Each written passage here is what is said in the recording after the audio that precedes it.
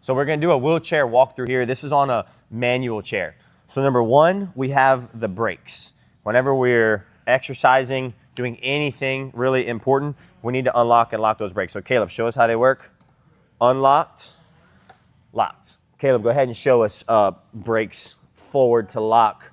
Yeah, backwards to unlock. Throwing med balls, lifting weights, obviously this is really important.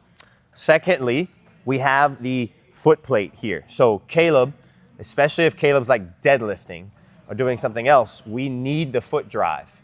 So Caleb needs to have this foot plate here. If let's say he hinges over far, you're gonna see when he sits back up, he's pushing through that foot plate.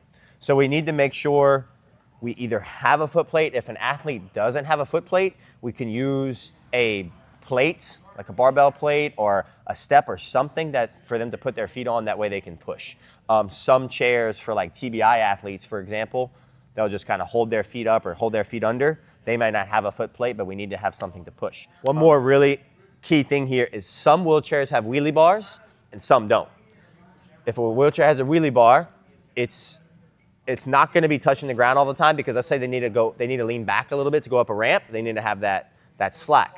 That being said, if Caleb doesn't have a wheelie bar at all and he goes to pick up a weight above his head, I need to be spotting him behind the chair to make sure that his chair doesn't lean back and make sure he's safe. So we're doing overhead exercises. That's why we need to stand behind the chair to make sure they don't tip back. These are what the other ones look like.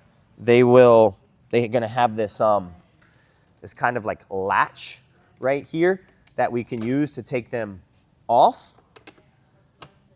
And a little bit tricky to put them back on like that.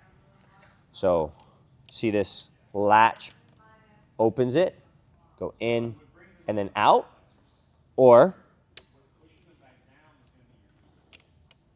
there. Now also, the foot plates, let's say you don't want to take the whole things off, they also just flip in and out like so.